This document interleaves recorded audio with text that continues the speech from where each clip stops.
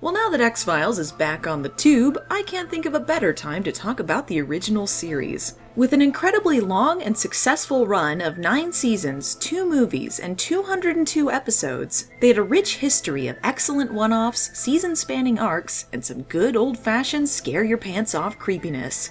And then you get episodes like First Person Shooter. Ladies and gentle viewers, today we are discussing the very best of the very worst X-Files had to offer, and my favorite has to be this hilariously try-hard venture from the 7th season. I should mention that this was a highlight even during the season where X-Files lost its damn mind, featuring a Cops parody episode, Kathy Griffin Fight Club, and Skinner hot tub action. This is about to get embarrassing pretty hard, pretty fast, so let's get this out of the way right off the bat. Virtual reality.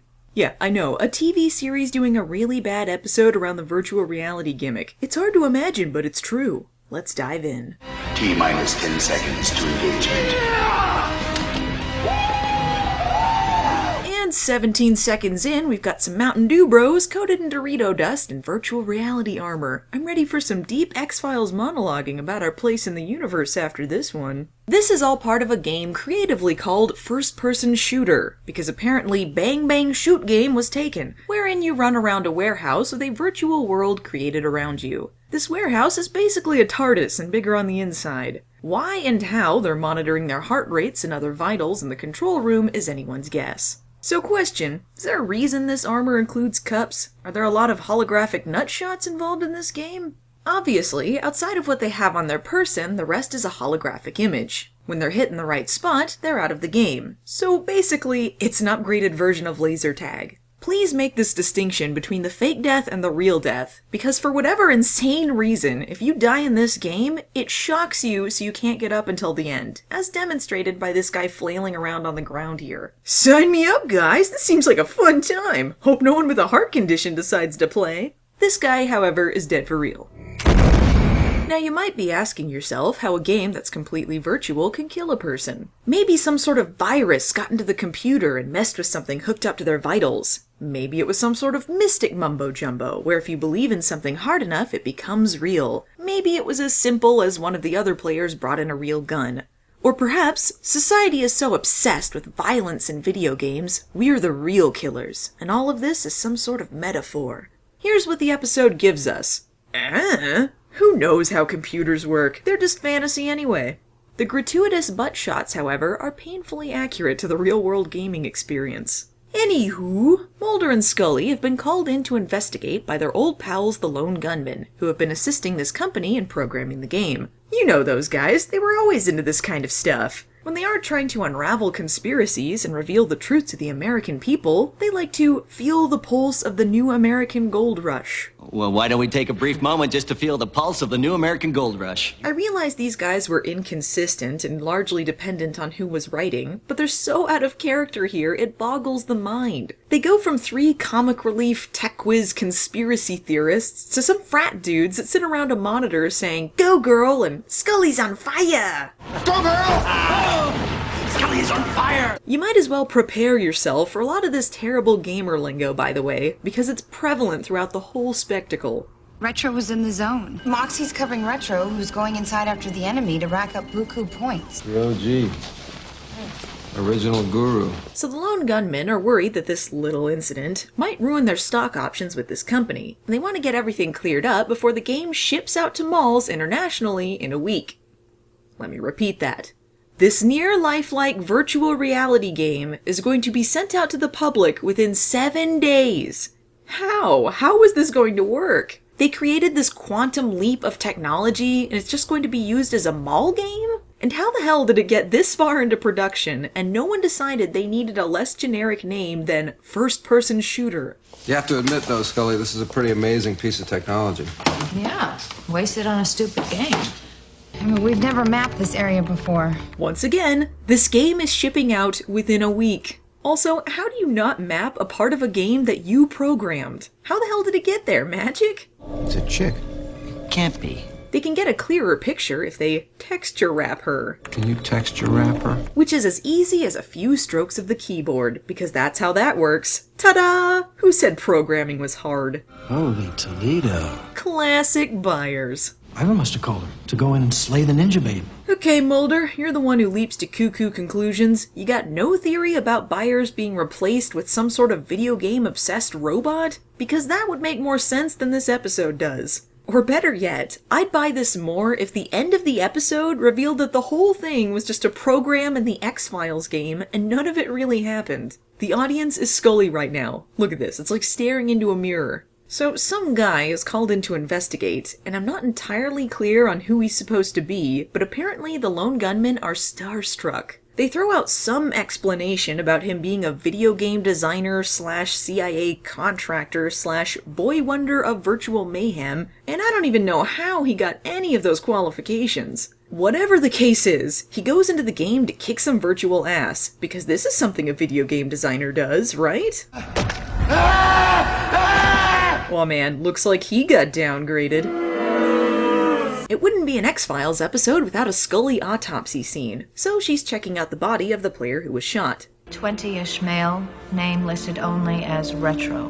Whoa there, buddy, what? This was a facility they established in the episode as being harder to get into than the Pentagon. They can get into the Pentagon easier than this. And they didn't know the real names of the people that were testing the game out for them? Who were also the models for their promotional shots? Did this guy just sign Retro on his non-disclosure agreement? It'd be a little hard to hold him to that legal document if you didn't know his name or address, huh? Dressing up like high-tech warriors to play a futuristic version of cowboys and Indians? What kind of moron gets his yayas out like that?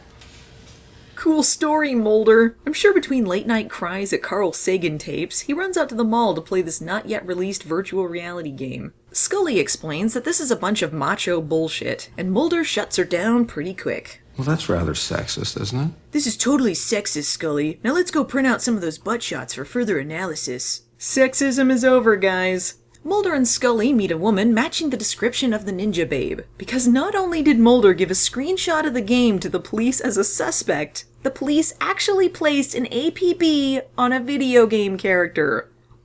Let that sink in for a moment.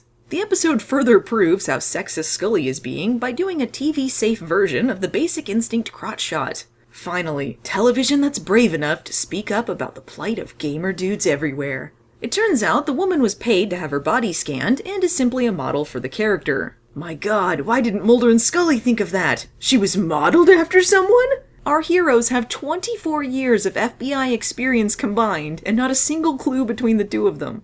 The lone gunmen go into the game to run a software patch, because that's how you test those apparently, and immediately fall under attack. Time for Mulder to do something drastic to help out his buddies. 5, 4, 3, 2, 1. Engage. Bring it on. Achievement unlocked. Ultimate embarrassment. Byers been hit. I'm okay. It's a flesh wound. Shame they didn't think to not wear the vest that electrocute them during a test. It's almost like that's pointless and idiotic. And if Byers was shot by the woman who previously shot someone and killed them for real, why is he only game hurt? I can't believe I'm seeing this with my own two eyes. FBI agent Fox Mulder is playing a virtual reality game in body armor and sunglasses, firing an automatic to cover the lone gunman from a video game character. Glorious! The virtual fighting space disappears, and Mulder along with it. Remember, this is completely digital. They're just running around a warehouse. But wait! It gets dumber. He's alive. Those are his vitals. He's still in the game. Yes, but where's the game? What? How? What in the holy hell? Did they think the game just downloaded Mulder into it? Is he inside the computer? In the computer. Let's just have a whole avalanche of dumb to follow that. I don't think we've met our nonsense quota yet. Game developer dude is super happy because, get this, someone dying in their game apparently means that the bankers are really happy and want to back this potentially deadly lawsuit waiting to happen. This logic turns Scully into a caricature of herself. I felt the flames licking my ass. Then the bankers saw the letters on the autopsy. FBI, cause of death unknown. You fixed our problems. The game's gonna ship and we're gonna be counting Franklins. Yeah, and you're gonna be counting teeth. Wait, so is this implying that they were in the red before this guy died? But they were still gonna ship games out internationally within a week? Or were they only in the red until it was revealed the FBI was involved and the death was inconclusive, meaning the game is even more of a liability? Pick your poison. Either explanation seems to only exist in Bizarro World. The plot thickens. Programmer Lady reveals that it was she who created the evil ninja babe, a character she made on her own computer to, I quote, strike back as a woman. Yes, being surrounded by a boys' club caused her to create this character as a way to vicariously become the woman she always wanted to be. Truly the epitome of female empowerment. Are you kidding me? Pretending this character is not something you'd find exclusively in games catered to men? Give me a break. But then, as it turns out, this total feminist icon was created for Programmer Lady's own game, and somehow she jumped programs into first-person shooter. How? Computer magic. This in no way explains how she is A, sentient, B, able to kill people, and C, becoming stronger by feeding off of male aggression? 10,000 question marks? But I guess this is a good enough explanation for Scully, the logical skeptic. She's input herself into the game. We have to download her. You put her here. Hey! No fair picking on a girl. Yes, X-Files, you've taught me a valuable lesson today about sexism. We get it. This episode does for gender equality what the entirety of X-Files did for alien conspiracies. It's a wild ride, but you never really come away with any satisfactory answers. When Mulder is fighting Ninja Babe, he progresses to level 2 of the game. I gotta ask, what genre is first-person shooter? The first level is cyberpunk futuristic motorcycles, and level 2 is the Wild West? Well, that's just cheating. Oh my god! Alright, Mulder, you chucklehead, let's get this stupid thing over with. Question. Is this scene of Scully having a gunfight with multiple sexy cowgirls as they spin out like a carnival game moronic or awesome? Answer, both. While Scully shoots lead into an imaginary tank, Mulder attempts to pry the door open with a sword. I must point out that he got this sword from the Ninja Babe, and therefore it is entirely computer-generated, and yet somehow he is able to physically use it. Scully's in the zone! Somebody please check buyers for a concussion, I beg of you. Just when you think things can't sink any lower, the episode drops this bombshell on us. No one's ever beaten level 2. What? This game is going to ship out internationally in 1 week, and no one has ever beaten level 2? How did they pitch this to potential buyers? What was the selling point? The 1.5 levels anyone was ever able to play? Or the vests that electrocute you when you get hit? Now that Mulder and Scully are both trapped in the game, Programmer Lady decides to activate the kill switch to get them out. But in doing so, it will destroy the game. That's not how... Guys, I am not a tech whiz in the slightest, but everything in this episode is so wrong it hurts. Keyboard fight! They enter the kill switch and turn off the game. No, my beautiful death trap creation! But where is Mulder and Scully? Could it be the end of our two agents? Will the truth never be revealed? We killed the game and Mulder and Scully along with it. That's not how that works! Langley is supposed to be their computer guy, but even if he wasn't, he would know you can't delete a person!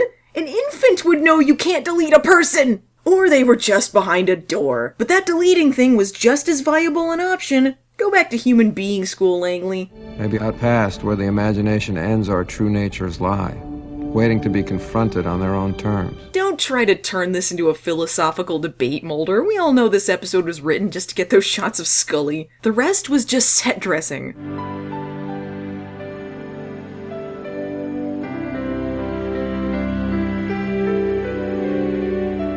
No! Dumb! Dumb! I'm not even gonna try and debate how any of that works. And so our insane ride comes to a merciful but hilarious stop. Let's be real here, folks. We all know the real reasons this episode was made, and it had nothing to do with commentary on gender differences or the true nature of man. And even if it was, boy did it fail in every sense. The characters all appear to have gotten lobotomies, I have no idea why the lone gunmen were even there, and the technology is either horribly wrong or left unexplained.